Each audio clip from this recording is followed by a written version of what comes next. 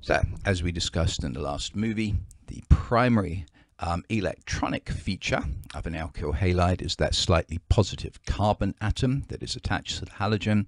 This slightly positive carbon means it's an electrophile, which means it is attracted to and it is attacked by nucleophiles. Now, both of the reactions we're going to talk about in this module feature that nucleophilic attack. The first one very obviously features it, nucleophilic substitution.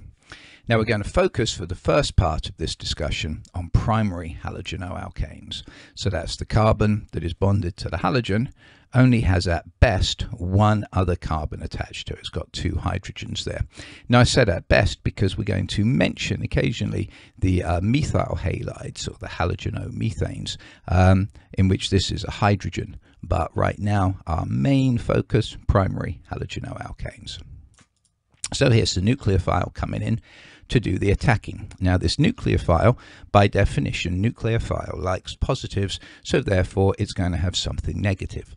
Now it could be an anion, and as we'll see in a little while, the best nucleophiles are anions, but it could also just be it's a neutral species that has a lone pair of electrons. Either way, what's important is you have two electrons, which I've just drawn as this colon here.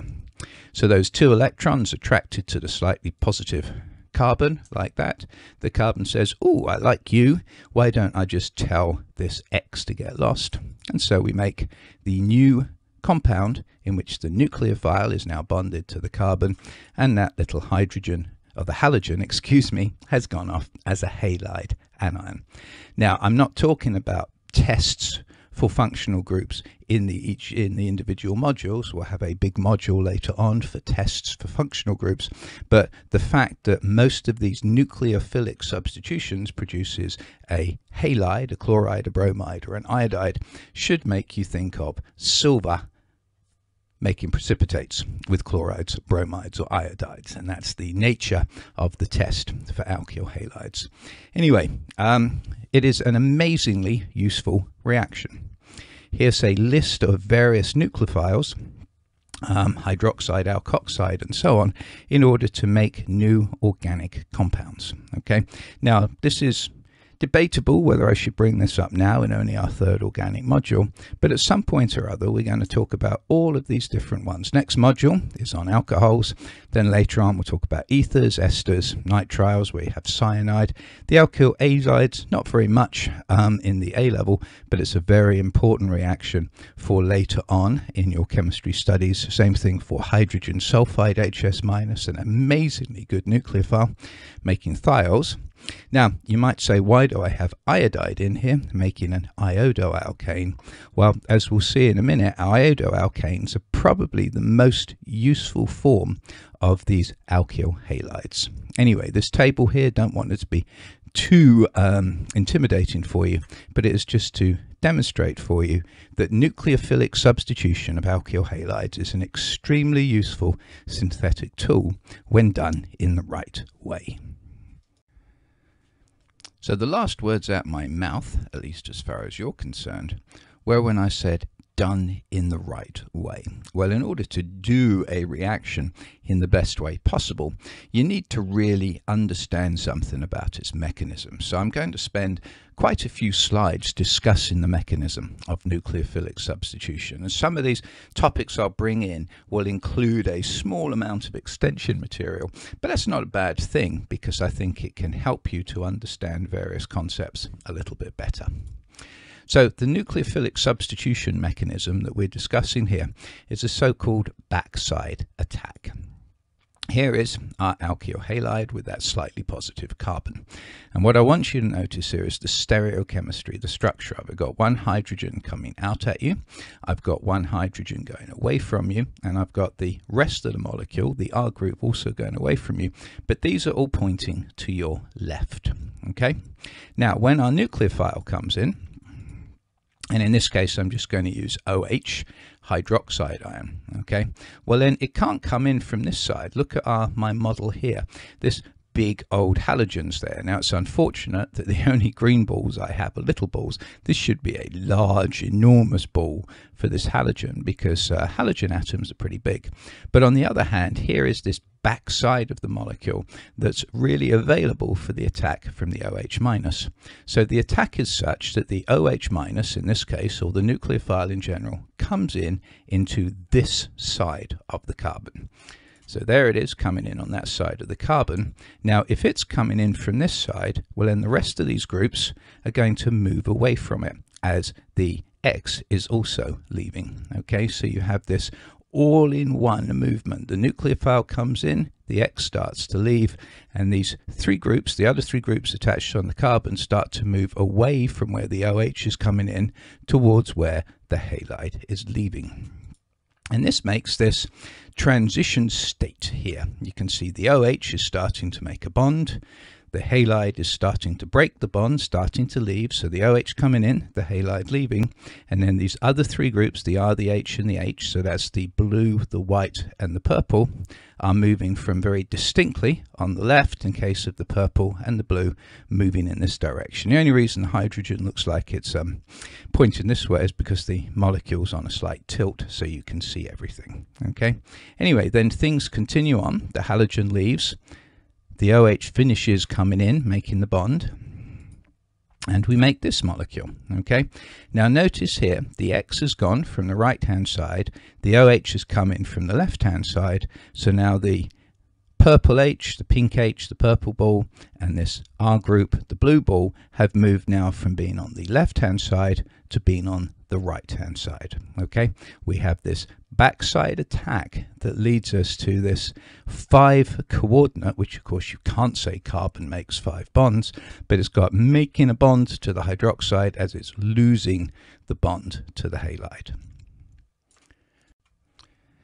So let's take this a little bit further and think of it in terms of what we discussed in the kinetics module. And let's think about a reaction coordinate diagram. Now, a reaction coordinate diagram, as I discussed in the kinetics module, is where we plot out the energy of the whole reaction process. Now we start with reactants here and we end up with products here. So in this case that's my alkyl halide plus the OH minus. Here is the alcohol in which the OH is substituted for the X and the halide. Okay, now normally when you're thinking about energy, a lot of times you're thinking about thermodynamics, and this would be at our nice simplistic level delta H for the reaction, going from the reactants to the products. So I've drawn this as being an exothermic reaction because the products lower than the reactants.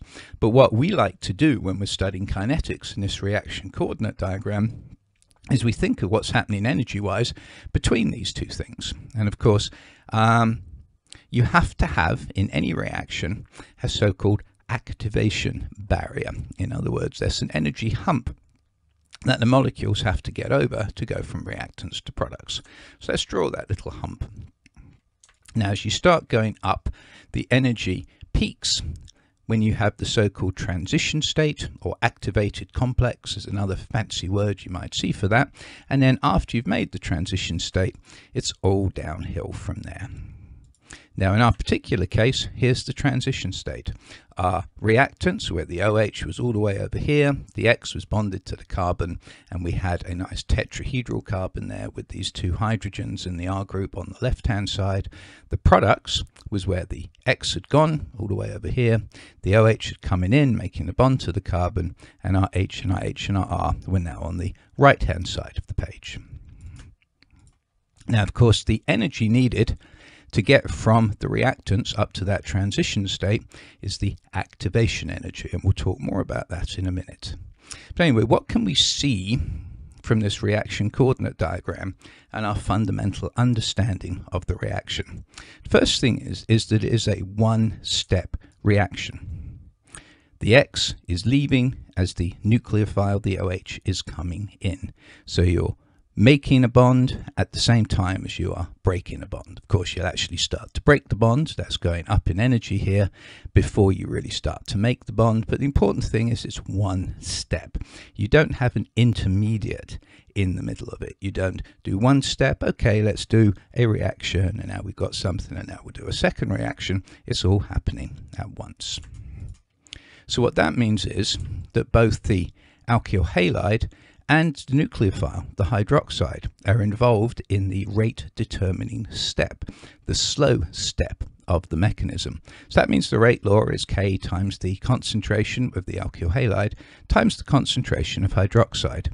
If we double the amount of alkyl halide, then we can have double the chances of making this transition state. If we double the number of hydroxides, we have double the chances of getting to this transition state. And so this is a second order reaction. It's one step, but it's second order because you need both of the reactants involved in that slowest step.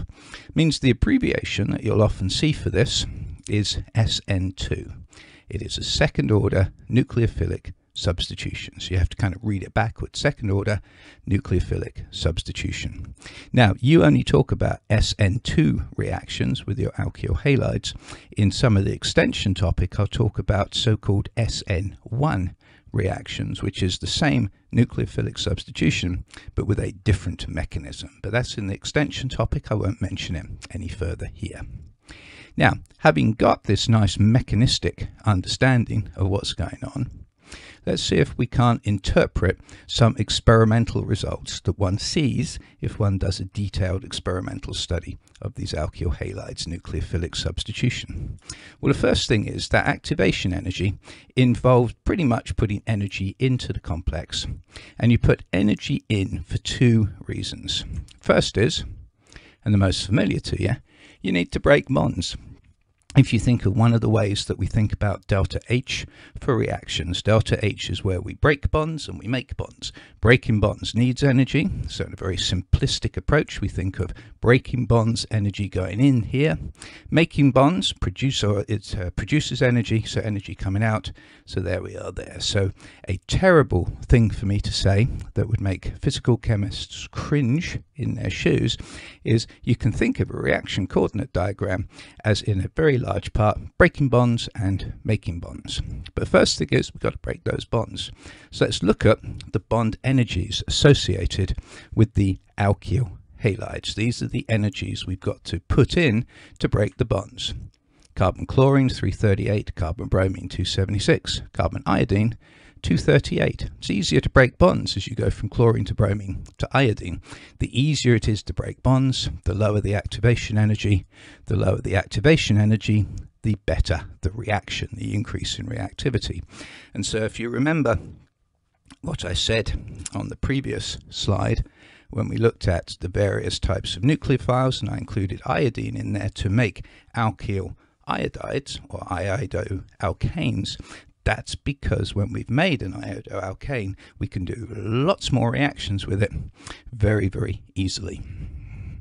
Now, there's a second thing that has to happen in a lot of reactions in order to have the reaction happening, and that's a structural effect, a so-called steric effect, okay? Because what we're doing in this case is we're having to move three groups that are attached to the carbon from the left-hand side to the right-hand side. We also have to have the hydroxide able to come in, and the bigger the stuff there is on the carbon, the harder it is for the hydroxide to come in. If all three of these are hydrogens, it's great, nice and easy, lots of space for the hydroxide. 1R group, a little bit tougher. 2R groups, even tougher. 3R groups, there might not be the space for the hydroxide to come in for this backside attack. And indeed, that is observed. If you look at this table here, where we talk about having a methyl halide, so in other words, that's with all of these hydrogens, lots of space for the hydroxide to come in. Then a primary, this is what I've drawn here. Secondary, that would be where one of these hydrogens was another R group. Tertiary, that would be where the carbon has no hydrogens on it, all just R groups. What you can see is that the reaction doesn't happen. SN2 doesn't happen for tertiary halides. It can happen for secondary halides with a relative rate of 1, but look at the relative rate for primary halides. It's nearly 1400 times bigger than the rate for secondary halides, because it's much easier for the nucleophile to get in when there's only one R group instead of when there's two R groups. But look at the relative rate for the methyl groups, where there's all hydrogens, dead easy for the nucleophile to get in, thus a much, much better reaction. So two things that contribute to the activation energy, the bond energy that you have to break, and because carbon iodine bonds are the weakest of the halide bonds, they're the easiest to break, so alkyl iodides, iodoalkanes, react best out of all of them. But then we also have this steric issue, because if the hydroxide can't get into the carbon, there's not going to be a reaction. So the more stuff you have around the carbon, harder it is for the nucleophile to get in. The less stuff you have, the easier it is for it to get in, the better the reaction. A lot of good chemistry on this slide. Hopefully that made sense to you. Now the next couple of slides is, you could argue, in fact I think I'll probably put it in a movie on its own, that it's a little bit more than the A-level. It's a little bit of extension material, but I've put it in this core because I think it illustrates what we're talking about quite nicely, and it also gives some good practice on thinking of other chemical concepts.